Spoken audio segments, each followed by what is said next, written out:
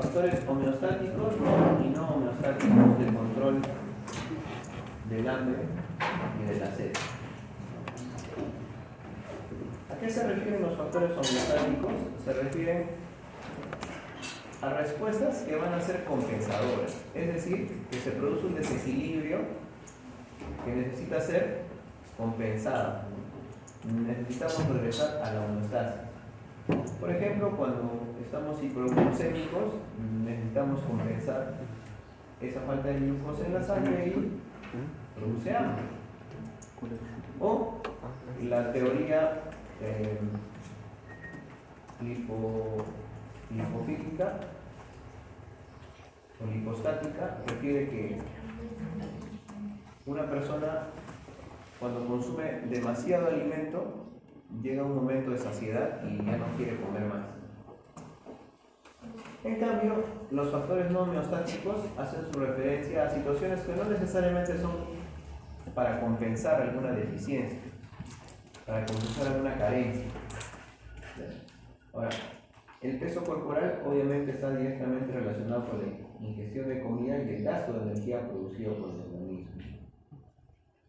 Entonces, ese equilibrio es el que permite que una persona tenga un peso adecuado, saludable, ¿no? Y si hay factores que van a alterar ese equilibrio o esa homeostasis, pues generan en algunos casos obesidad, sobrepeso, y en otros anorexia nerviosa, ¿no? O bulimia, como vamos a ver. Aquí nuevamente es importante recordar que el centro de control de la saciedad, tanto del hambre como de la sed, se encuentra en el hipotálamo. Ahora, ocurre una reacción opuesta cuando se estimulan algunas regiones específicas del hipotálamo. Por ejemplo, en lesiones, cuando se producen lesiones, que son muy raras, dice el capítulo, se produce, por ejemplo, un descenso en la ingestión de alimentos cuando hay una lesión en el hipotálamo lateral. Pero en el hipotálamo ventromedial, cuando hay una lesión, miren, se aumenta la ingesta de alimentos. Entonces, han utilizado también animales de experimentación, han estimulado estas zonas y han conseguido entonces un aumento en la ingestión de alimentos o, en este caso contrario, una disminución en la ingestión. Entonces, otra vez es el hipotálamo el que controla estas funciones, en este caso la saciedad tanto de los alimentos como del agua. Ahora, esta imagen la vamos a ver en un momento cuando hagamos referencia a factores no homeostáticos en la saciedad de la comida y del agua. Esta imagen también la vamos a ver en un momento.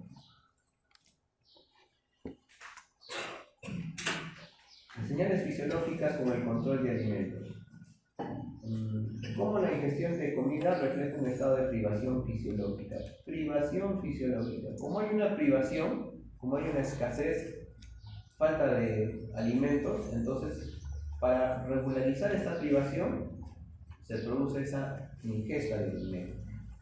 La ingestión de comida es parcialmente dependiente de señales que reflejan un estado de privación fisiológica.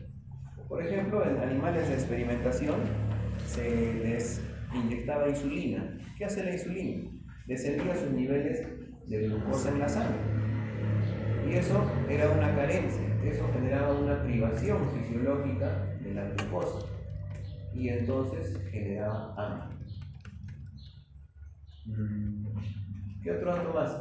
Hay señales no homeostáticas también, es decir, señales que no están relacionadas íntimamente con la compensación de algún desequilibrio, con la compensación de alguna privación. Por ejemplo, la ingestión de alimentos también depende de factores no homeostáticos tales como el sabor de la comida y la variedad de los alimentos. Eso es muy importante cuando nosotros vamos a hablar con pacientes que están queriendo bajar de peso, controlar su peso. Si ellos tienen mucha variedad de alimentos a su alcance, ¿no? Entonces va a ser bien difícil de controlar. no le damos mucha atención a veces al estilo de vida o a la manera de comer. Pero miren, cómo tanto el sabor y la variedad de alimentos puede condicionar a una ingestión aumentada. Y obviamente no va a poder controlar su peso, no va a poder regular. En este caso, si está con sobrepeso o obesidad, mucho peor. ¿Qué otro dato tenemos que recordar del capítulo que vamos a leer? Ya deberían haberlo leído ahora o lo leemos para la próxima semana. Dice, introducción a la hipótesis glucostática y su relación con el hambre, función del hipotálamo en la regulación de la ingestión de alimentos. Los estudios experimentales parecen indicar que un descenso en la disponibilidad de glucosa puede producir hambre. Ya hablamos de eso. Hay dos hipótesis en cuanto a esto: la hipótesis glucostática y la hipótesis lipostática. La glucostática, como su nombre lo indica, se refiere a que todos los datos sugieren que hay una serie de sistemas de control capaces de detectar variaciones plasmáticas de la glucosa, los cuales inducen a través de mecanismos cerebrales la sensación de hambre y contribuyen a la sensación de saciedad. Entonces, la falta de glucosa, dice esta hipótesis, que es la que está directamente relacionada a una sensación de hambre o al apetito. Una vez que se compensa esto, entonces desciende nuestra sensación de hambre. Ahora, esto es muy importante cuando recordamos, por ejemplo, por qué los niños a veces no quieren comer. Si los niños antes del almuerzo han tenido alguna comida dulce, ¿no?, una fruta, ¿no?, o un refresco, entonces prácticamente esta privación, este desequilibrio, al tener una absorción rápida de ese alimento, entonces satisface esa necesidad y después ya no quieren comer, ya no tienen hambre, ¿no? Entonces, aquí por ejemplo, tenemos que ver cuando tengamos pacientes de que nos digan, ¿por qué mi hijo no come? ¿No? Algún jarabe para mejorar el apetito. No.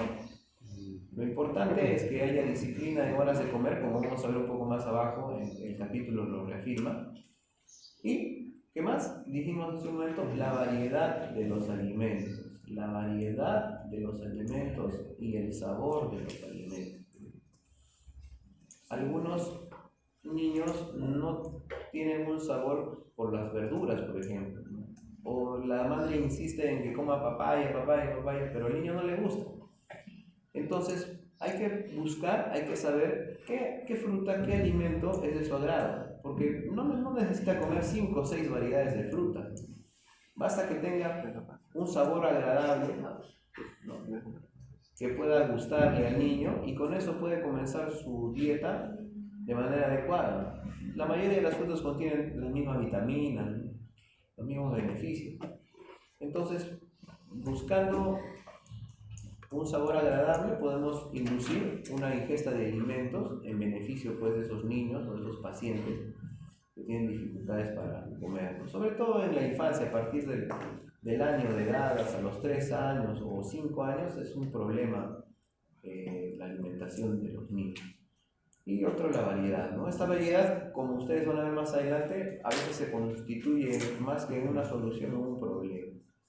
Bueno, estábamos en la hipótesis glucostática, ¿no? Hay neuronas que detectan las variaciones plasmáticas de la glucosa, ¿no?, y de esa forma pues generan esa sensación de hambre que tenemos que saciar.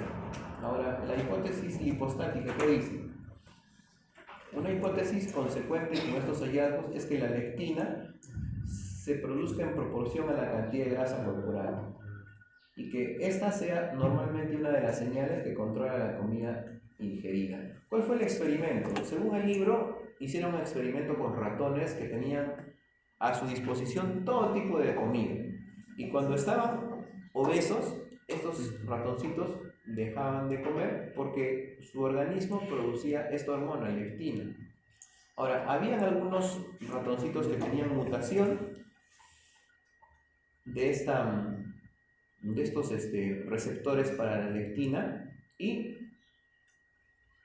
a pesar de que ya estaban obesos, no podían contener su sobrealimentación.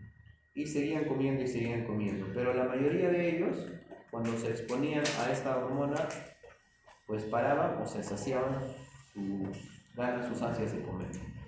Entonces, ¿qué les parece a ustedes más probable? ¿La hipótesis glucostática o la hipótesis lipostática?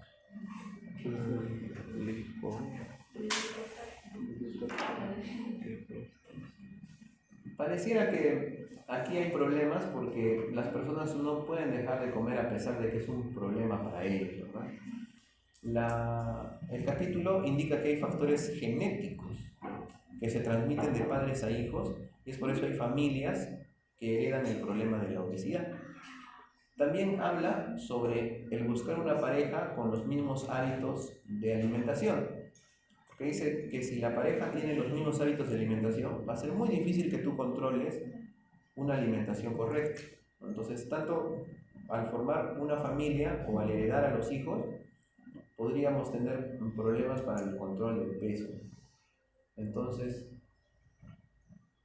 por lo tanto, a mí me parece un poco más coherente esta teoría, ¿no? Que ante la falta de glucosa, o también a los animales se les ponía insulina, pues iniciaba esta sensación de hambre.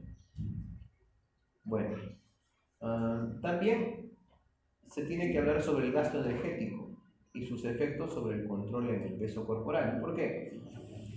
Porque cuanto más gasto energético haces, dice, es dependiente de la tasa de metabolismo basal, el cual puede aumentar si se incrementa la ingestión de alimentos o disminuir durante su reducción.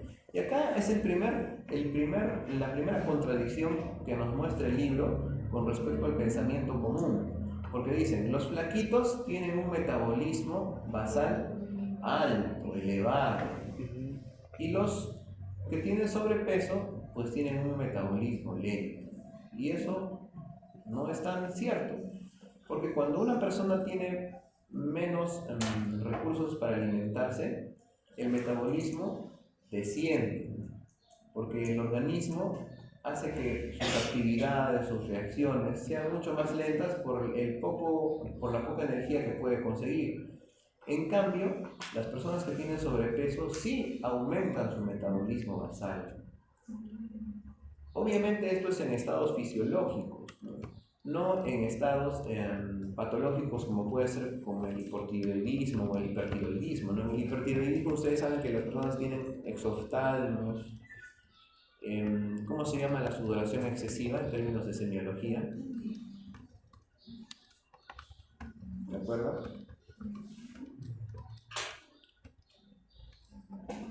Lo hemos visto el semestre pasado. Hiperhidrosis, ¿verdad? Hiperhidrosis, sudoración excesiva y también bajan de peso. Pero eso obviamente no está relacionado con un proceso fisiológico, sino con una alteración de la tiroides. Pero en un proceso fisiológico, normalmente las personas que están con un aumento de peso tienen un metabolismo basal más elevado.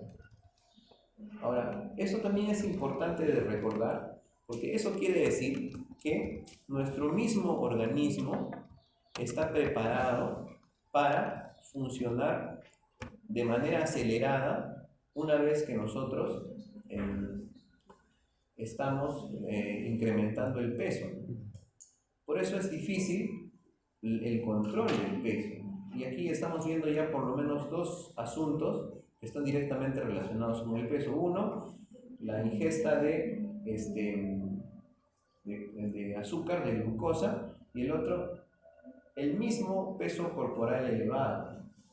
Porque cuando una persona está con sobrepeso, eso ya condiciona a que tenga un metabolismo más alto, lo que a su vez va a condicionar, ¿no?, una mayor necesidad de energía. Y obviamente eso se vuelve un círculo vicioso al hacer que esa persona nuevamente busque fuentes de alimento. Entonces, vean que es un problema que tiene que ser abordado desde diferentes puntos. Aquí, trastornos de la ingestión de alimentos y peso corporal. La obesidad tiene muchos problemas y muchas enfermedades asociadas. Lamentablemente, en la actualidad, la obesidad se está viendo como una moda, como algo que debería uno sentirse no preocupado en cuidar su salud. Pero eso está mal. Nosotros siempre vamos a estar preocupados porque un paciente puede estar saludable. Y en este caso, un sobrepeso u obesidad no es un asunto para sentirse orgulloso, ¿no? Sino es un asunto que debería ser tratado porque están asociados a muchas enfermedades cardiovasculares, ¿no? Enfermedades neurológicas, está relacionado con problemas en el sistema musculoesquelético, tipos de cáncer, ¿no? Todo eso relacionado a la obesidad. Por lo tanto, como médicos, nosotros siempre debemos tener en cuenta y tratarlo como es, ¿no? Una alteración de las funciones normales. Conexión entre la obesidad y problemas reproductivos y ciertos tipos de cáncer. Finalmente, hay enfermedades que están asociadas a un aumento de peso corporal. Estas enfermedades incluyen hipertensión, ¿no? Que no la he mencionado, enfermedad cardiovascular, hipercolesterolemia y otras, ¿no? Finalmente, la diabetes también puede tener su base en un desorden metabólico que podría comenzar con el sobrepeso y la obesidad. Entonces, la diabetes es una pandemia silenciosa y es una enfermedad que produce enfermedades crónicas que son carísimas de tratar. Realmente atender a este problema es importante, sobre todo en el área de atención primaria, donde algunos de nosotros vamos a trabajar. Control hipotalámico de la ingestión de alimentos. Ya esto ya hemos mencionado, que es el hipotálamo el que controla, ¿no? Estos proceso de alimento, y ahí también se producen los desórdenes que van a conducir a los trastornos de la bulimia nerviosa o la anorexia nerviosa. ¿Qué más tenemos que ver aquí? Ya se ha hablado del hipotálamo intromedial, el centro de la saciedad que se encuentra ahí. Más o menos desde el 1950 creo que menciona el libro, si no me recuerdo, si no me olvido, mejor dicho, cómo se inició el estudio sobre la relación de los alimentos con el peso. Ya este es el centro del hambre, etc. Ahora veamos, aquí se menciona también la influencia nuevamente de la leptina y otras hormonas más relacionadas con la modificación del apetito.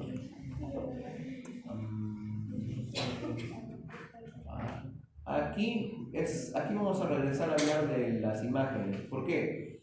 Porque también hay otras áreas cerebrales que están haciendo su actividad en la regulación del apetito. Por ejemplo, la corteza orbitofrontal y la amígdala, que influencian el estado del hambre.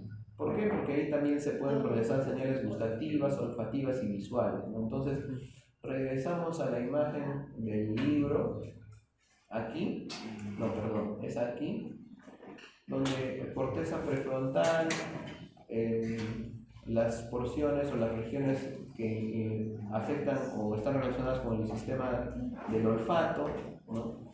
Del gusto o de la vista, todas ellas tienen conexiones con esta área que también está relacionada con la activación del centro del hambre. Entonces, es por eso que haya explicación el siguiente fenómeno. Miren, la visión, el gusto y el olfato están relacionadas con el apetito. Es por eso que cuando hay una variedad de alimentos, un sabor agradable de los alimentos, variedad de alimentos, es que todo eso va a conducir a un aumento de las ansias de comer, un aumento del hambre, un aumento del apetito. Entonces, ese refrán popular que decía que la comida entra por la vista, tiene su apoyo fisiológico en esta explicación, porque hay factores homeostáticos y factores no homeostáticos que se relacionan con el apetito, con el hambre. Entonces, imagínense, si nosotros tenemos un paciente y no le hablamos de esto, entonces él debería tener un control en la variedad de alimentos que va a comer. Debería tener un control en los alimentos procesados. Los alimentos procesados tienen mucha azúcar, ¿no?, que va a ir al gusto, mucha sal, que son estimulantes del gusto. Entonces, si está haciendo dieta, si está preocupado por su peso, pero no está cambiando su manera de comer, sus hábitos de comer, entonces va a ser imposible que pueda lograr cambios en su peso. Solamente dejando de comer azúcar y grasa podría hacerse grandes cambios. Pero lamentablemente las personas quieren bajar de peso tomando una pastilla, poniéndose una faja, y eso no es el camino adecuado para buscar un peso adecuado o un peso saludable, ¿no? Salud en cuanto a la saciedad del hambre. Entonces, estas diferentes vías se relacionan con el centro de la saciedad del hambre, y es por eso que muchas personas con variedad de comida o con variedad de sabores de comida no pueden controlar su ingesta de alimentos. Ahora, hay otros factores más aquí. Esto vamos a verlo después cuando hablemos del agua. Un momento, vamos a regresar a donde estábamos.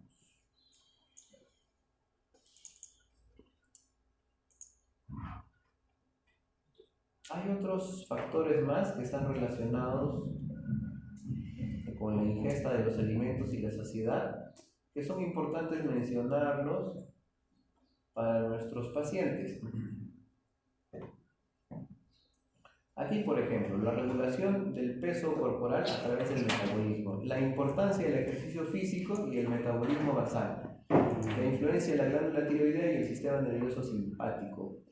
Entonces, ¿qué sucede?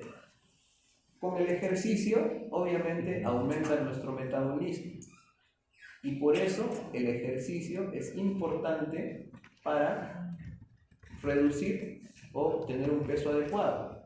Pero atención, recuerdan hace un momento que cuando se aumenta el metabolismo, uno va también a querer ingerir más alimentos. Entonces hay que controlar esa ingesta, ¿no? Hay que saber compensar ese aumento de necesidad de energía que va a requerir el ejercicio. Junto con la ingesta de alimentos, incorporación de energía al organismo, el gasto energético es sin duda crucial para la pérdida del peso corporal. Entonces, obviamente, si comienzas a hacer ejercicios, no vas a tomar una bebida azucarada para hidratarte, porque todo lo que estás usando en el ejercicio lo estás recuperando en la bebida azucarada. Y aquí hemos visto nosotros cómo se utiliza la glucosa cuando hacemos ejercicio. ¿Se acuerdan? ¿Qué tipo de ejercicio era el que consumía más glucosa? ¿El anaerobio o el aeróbico?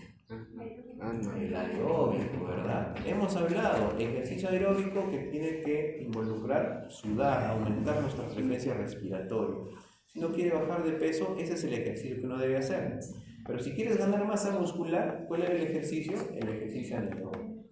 Y eso es muy importante, porque si no, vamos a perder todo el ejercicio, todo el músculo que queremos ganar, lo podemos estar perdiendo si no estamos haciendo una rutina de ejercicios adecuada, ¿no? Lo ideal es que sea equilibrado, un 50% de ejercicio aeróbico y 50% de ejercicio anaeróbico. Pero si tú estás con el objetivo de ganar músculo, brazos, piernas, hombros, etc., entonces tiene que ser ejercicio anaeróbico. Y esto yo lo he visto en experiencia propia, porque mi hijo cuando tenía 14 años era delgado, ¿no? El más delgado de su salón. Pero luego, cuando ya llegó a quinto año de secundaria, él hace ejercicio 2 horas todos los días, ¿no? Excepto los sábados. 2 horas. Hace ya casi 2 años que está en ese plan, y la verdad que se ha notado el aumento de su musculatura como no se hubiera esperado. Entonces, es real. el ejercicio con una alimentación adecuada puede producir resultados favorables para la salud de la persona, tanto para aumentar músculo o para reducir el sobrepeso que tenemos, ¿no? Siempre y cuando la ingestión de alimentos sea compensada y no sea tanta, de tal forma que todo el ejercicio que haces al final se ve afectado por lo que estás comiendo. Entonces, ahí obviamente hablamos de una reducción de la ingesta de alimentos. ¿Qué otro punto? A ver, ya aquí, definición de obesidad, anorexia nerviosa y bulimia nerviosa. Los términos de obesidad nosotros los definimos con el índice de masa corporal. Cuando tiene un índice de masa corporal superior a 26 puntos, ya estamos hablando de sobrepeso u obesidad en primer grado. Entonces esta es una relación, ustedes saben, de la talla con el peso, la talla al cuadrado con el peso, de tal forma que podemos hacer un cálculo rápido del índice de masa corporal. La anorexia nerviosa, ¿qué es? Son periodos de falta de apetito. Las personas no quieren comer, ¿no? Incluso aunque sus pares, sus compañeros están igual delgados, ¿no? Ellos se consideran igual que están con sobrepeso, ¿no? Y esto produce una alteración en esa necesidad o en esa insatisfacción de comer, ¿no? Simplemente no les da hambre, o a veces llegan al extremo de la bulimia nerviosa, donde tienen periodos de comer porque les da hambre, y luego hay un proceso de culpa, ¿no? Y dejan de comer. Pero dejan de comer por un tiempo porque luego les da hambre otra vez y vuelven a comer, ¿no? Entonces se vuelve un círculo vicioso de estos periodos de anorexia combinados con periodos de ingesta de abundantes alimentos, ¿no? La obesidad es un problema de salud global que se caracteriza por el peso de la grasa corporal. Ahora, acá hay un dato importante: la anorexia nerviosa y la bulimia son trastornos de la alimentación, generalmente con inicio en la adolescencia y más común en las mujeres. Entonces, aquí tenemos que tener cuidado con nuestras pacientes mujeres apreciadas, ¿no? Sobre todo las señoritas que utilizan redes sociales. Hay comparaciones imposibles de hacer, y en las redes sociales la gente expone a veces demasiadas imágenes que son estándares imposibles de alcanzar o han sido alcanzados con cirugías, ¿no? o con alteraciones de fotografías. Entonces los adolescentes lamentablemente están influenciados por esto y lamentablemente pueden caer en el problema de anorexia nerviosa o bulimia nerviosa. Entonces recuérdense que nosotros no podemos trabajar solos en este tipo de problemas. Tenemos psicólogo, tenemos nutricionista en la posta, con los que deberíamos también estar en contacto cuando detectamos uno de estos problemas.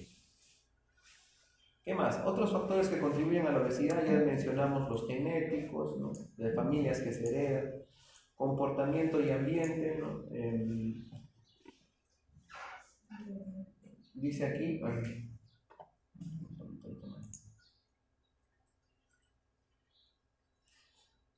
el hecho de que una misma familia haya similitud en cuanto a la gordura, esto es, que se da tanto en el matrimonio como entre los hijos.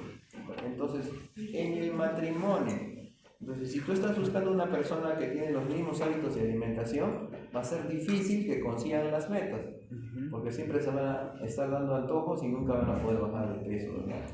Y entre los hijos. ¿Qué más? Impacto de la alimentación moderna. ¿Por qué impacta la alimentación moderna en el peso? Porque la alimentación moderna, ya les expliqué, tiene mucho color, mucho sabor, muchos añadidos a los alimentos, que hace que uno siempre ingiera más cantidad de lo que debería comer.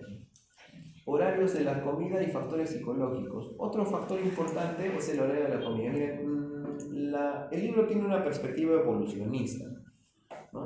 Ustedes van a leer que habla bastante sobre la evolución, pero no contradice mucho nuestra cosmovisión. ¿Por qué? Porque no hay nadie que haya establecido 3 o 4 comidas al día, ¿no? Eso de 3 comidas al día hace que algunas personas estén acostumbradas a comer desayuno, almuerzo y en la noche otra comida más. Eso hace que estén comiendo más de lo que su cuerpo necesita y obviamente eso va a contribuir al sobrepeso y a la obesidad. Entonces, no es necesario una dieta de 3 o 4 veces al día. Y de ahí sale ese refrán muy conocido que dice: come como rey, desayuna o almuerza como príncipe y cena como mendigo. ¿Por qué? Porque a veces el horario de la comida hace que algunas personas se sientan obligadas o se sientan motivadas a comer en un horario inadecuado, en donde no se va a poder, pues, reducir el peso. Otro factor que tenemos que hacer con nuestros pacientes, decirles que reduzcan su alimentación de 3 comidas a 2, ¿no? En la noche solo agua, mate y nada más. Entonces hay que trabajar en ese horario. ¿Qué más? Miren, aquí hay otro dato muy importante: la falta de ejercicio. Eso ya lo hemos visto. Influencia del entorno como la calefacción central en la pérdida de energía.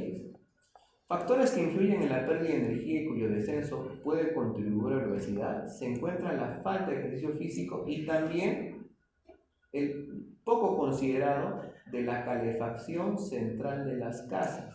Esto último limita la pérdida de energía por el organismo y puede influir en la producción de la obesidad.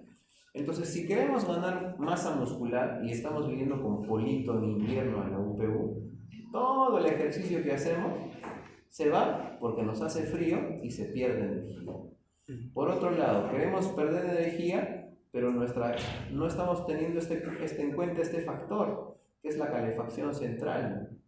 Tal vez podríamos evitar estar en una gripe, en un resfrío, pero si disminuimos en la cantidad de ropa que traemos, eso podría estar también muy relacionado con una pérdida adecuada de energía, lo que va a conducir también a una disminución de nuestra energía y obviamente va a condicionar también un control mejor del peso, ¿no?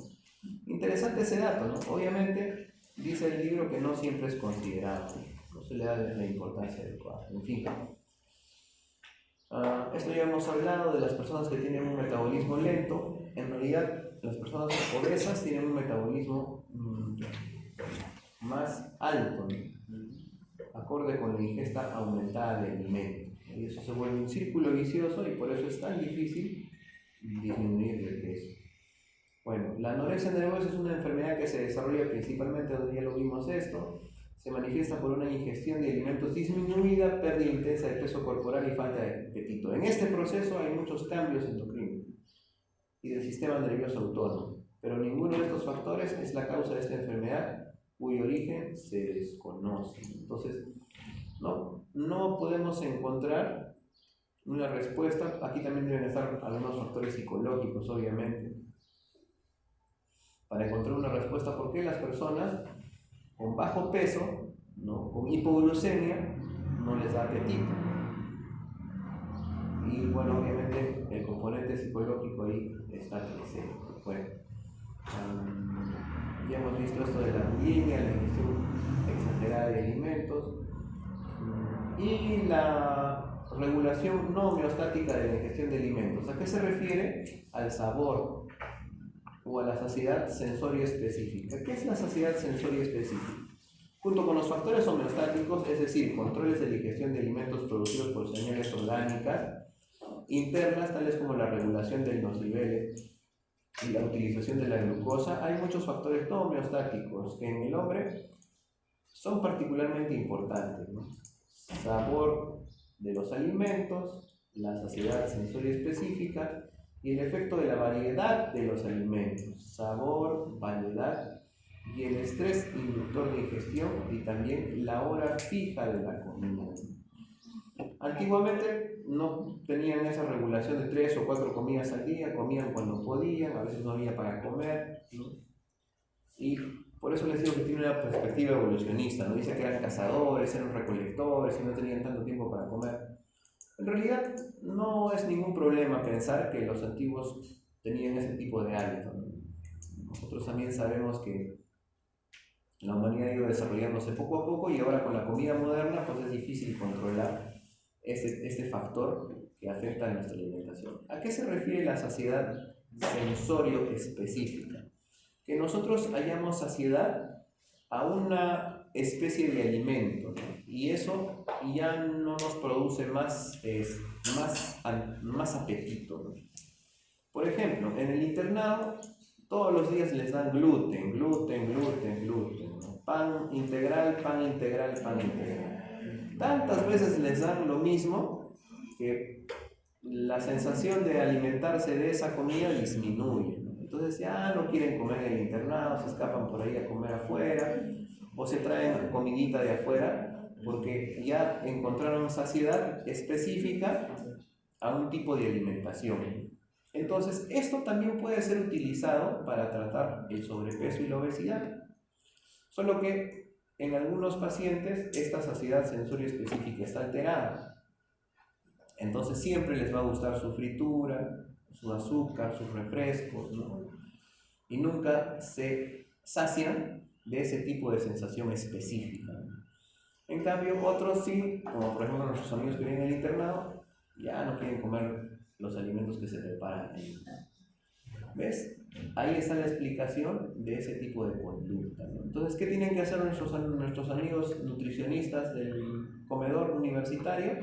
Tienen que hacer variedad en la preparación de los alimentos, ¿no?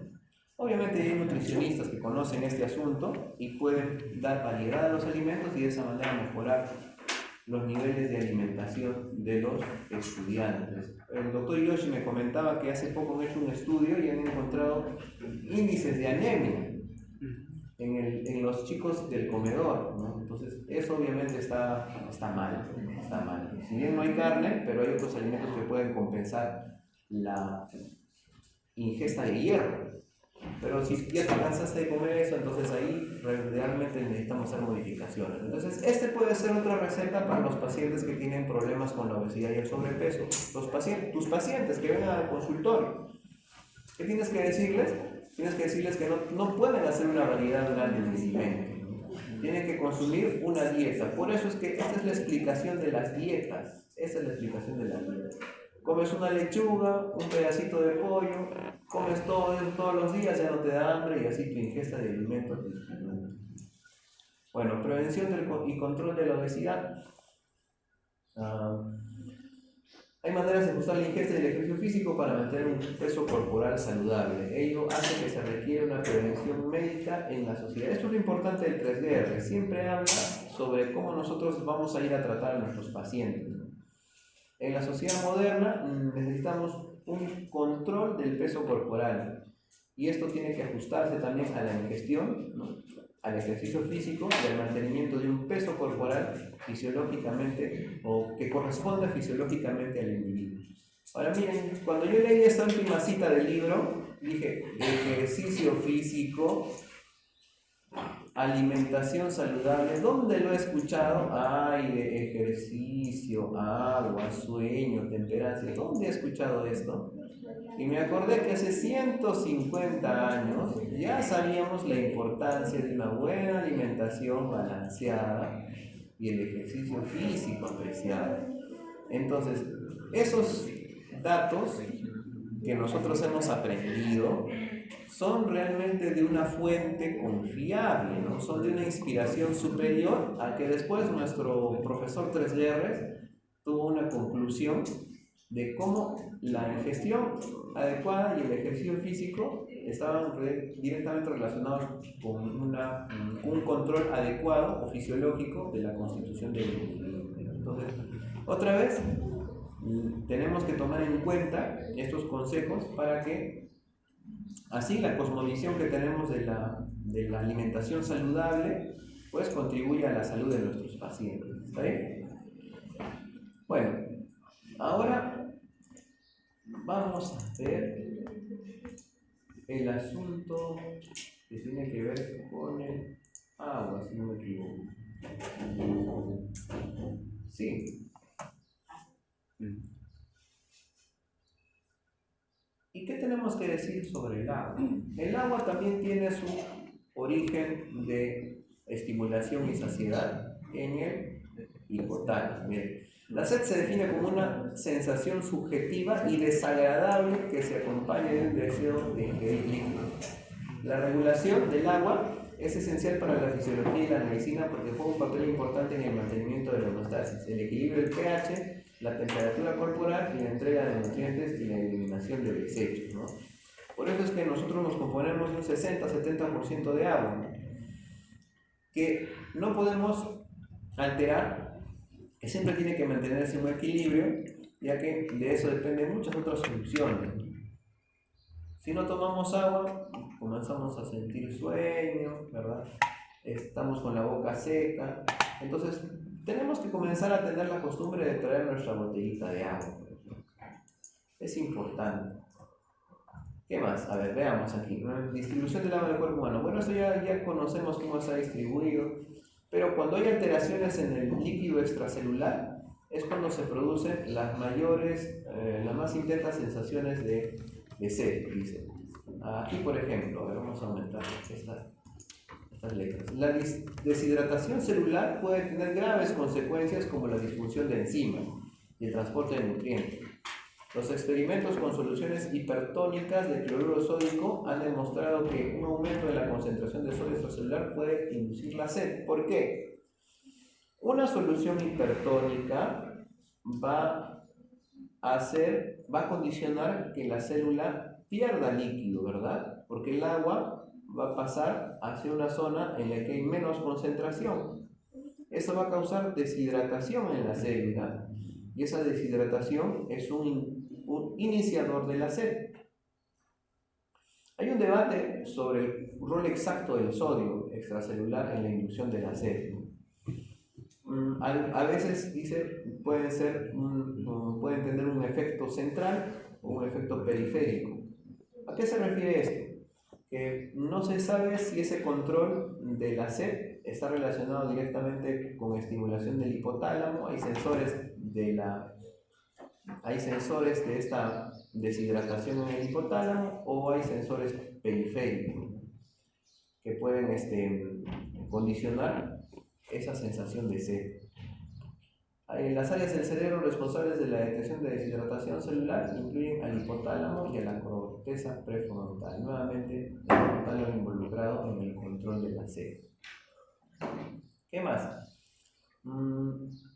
El mantenimiento del volumen del líquido extracelular es crucial para mantener la presión arterial. Entonces, también hay sensores de presión. Cuando no hay una buena presión arterial, no hay una buena perfusión de los órganos. Entonces, ¿qué pasa? Se activa el centro de la sed. Queremos tomar agua. Tomamos agua, aumenta el volumen de la sangre en nuestros vasos y de esa forma aumenta la presión. Como aumenta la presión, puede aumentar también la diuresis, ¿no? Que ustedes van a estar constantemente controlando en los hospitales. Un paciente que orina 1500 al día, ya estamos tranquilos, ¿no? 500 ya estamos en un problema de perfusión o de presión arterial probablemente. Si baja de 200 ya es una anuria, y esa anuria puede ser peligrosa porque podría incluso significar un daño renal agudo. Entonces, miren cómo nuestro organismo apenas hay una sensación o estos sensores de presión detectan una disminución en la presión arterial, también condicionan el reflejo de la sed. La regulación hormonal de la sed implica vasoreceptores, ¿no? De los que estamos hablando, que detectan cambios en la presión arterial. La hormona antidiurética y la aldosterona, que también regulan la reabsorción de agua o la reabsorción de sodio en el riñón. Entonces, vemos cómo se integran varios sistemas para el control de la sed. Estamos hablando de presión arterial de los vasos, estamos hablando de hormonas, estamos hablando de sistema nervioso autónomo, los vasoreceptores, no los controlamos de manera autónoma. Entonces, varios sistemas se controlan o se unen, se integran para poder dar como resultado la sed. Entonces, en este caso, una deshidratación provoca la sed para aumentar la presión arterial y de esa manera mejora la presión arterial, mejora la perfusión, y si mejora la perfusión tenemos diuresis, tenemos recolección de orina. Los experimentos que reducen el volumen del líquido extracelular provocan una sed intensa, ¿no? Los receptores de la sed se localizan en paredes vasculares y detectan cambios de volumen y osmolaridad. Esta osmolaridad relacionada, por ejemplo, con la inyección de soluciones hipertónicas de sodio, aunque igual lo considera un misterio, ¿no? Estas pueden ser, por ejemplo, los sensores periféricos, ¿no? Las paredes vasculares, ¿no? Y los sensores centrales, el hipotálamo. Bueno, ¿qué más? Aquí también se integra el sistema renina-angiotensina, ¿no? Cuando los receptores encuentran una disminución en la presión arterial o el volumen sanguíneo, inmediatamente la angiotensina genera un estímulo en el hipotálamo para la regulación de la sed o del agua. Los efectos de la angiotensina 2 en la inducción de la sed y el comportamiento de la ingesta de agua han sido bien documentados en experimentos con animales. En fin, eso también nos muestra un fenómeno muy interesante en los pacientes que están hospitalizados. Muchos pacientes que están en el hospital no pueden tomar agua porque van a entrar a cirugía y se pueden vomitar. Ese vómito va hacia los pulmones, un desastre. Entonces los dejan sin tomar agua varios días, pero les están poniendo suero. Entonces uno dice, si están poniéndole el suero al día, ¿no? Está entrando a 30 gotas por minuto, ¿por qué tiene sed? Porque la sed, el tomar agua también tiene un efecto de placer. Más abajo lo dice, aquí está. Cuando el cuerpo está privado de agua, la sensación de placer al beber de agua aumenta. Esta sensación placentera aumenta cuando se está sediento, por ejemplo, como resultado de la privación de líquidos durante 24 horas. El sabor del agua y el acto de deglutirlo o tragarla son factores orofaringios que mantienen la ingesta de agua y son un poderoso incentivo para beber. El agua tiene sabor, interesante. Como dice el autor Tresguerres, el sabor del agua. Entonces, van a notar que a algunos pacientes se les puede empapar un algodón o una gasita y se puede poner en sus labios, ¿no? Para que sientan esa sensación de la frescura del agua o el sabor del agua, como dice el autor. Y de esa forma pueden calmar esa necesidad tan apremiante de tomar agua. Entonces, que puedan tocar sus labios con una gasa puede ayudarles a poder sentir esa sensación satisfecha de tomar agua. Ahora también dicen sabor del agua, porque cuando uno se acostumbra a este sabor del agua, entonces no es difícil tomar agua. Hay pacientes que van a decirles a ustedes, no, yo no tomo agua, ¿no? Yo solo tomo refrescos o gaseosos. Van a comprar y nunca compran agua, siempre compran refrescos. Entonces, eso es imposible de controlar el peso si es que uno está tomando azúcar en las bebidas o en los refrescos. Por eso es que es difícil para algunos controlar su peso, porque no tienen en cuenta que hay otros factores relacionados, en este caso con la manera de comer. Bueno, aquí también hay otros estímulos, los estímulos gástricos, que pueden condicionar una satisfacción o la saciedad de beber agua. Aunque están en discusión, como dice el libro. Finalmente, hay también algunos factores intestinales, ¿no? Es por eso que cuando estamos con nuestra botellita de agua, ya esa saciedad puede llegar a nuestro organismo, ya vamos a tener no esa insatisfacción, esa molestia de la sed, ¿no? Que puede estar en la actualidad. Tienen muchas personas que tienen este problema, porque todos tienen agua en sus trabajos, en sus oficinas, ¿no? Pero obviamente pues la gente que hace trabajo físico es mucho más condicionada que haya sed. Entonces el hecho de que tengamos sed ya nos indica que estamos deshidratados, ¿no? Si usted llega a sentir sed, tenga en cuenta de que esa ya es una alarma de su organismo que necesita agua para volver a su metabolismo, a su función normal. Restauración de los niveles hídricos, etc. Ya, básicamente eso es todo lo que tenemos que aprender de la compensación o de la sensación de satisfacción de la sed. Hay algunos capítulos, hay algunos datos más para leer. Recuérdense que ustedes que el examen viene del libro, o algunas otras preguntas más que podamos sacar de las exposiciones, los temas más repetidos, ¿verdad? Ya, para que podamos encontrar un poquito de variedad. Obviamente no hay preguntas trampa, ¿no? Solo son difíciles, ¿no? Pero no hay preguntas trampa, no me voy a inventar preguntas, nada. Como hacemos, ¿ya? Entonces esto está en el portal. Para la próxima semana hay que estudiar el segundo capítulo de los documentos que les he enviado, por favor.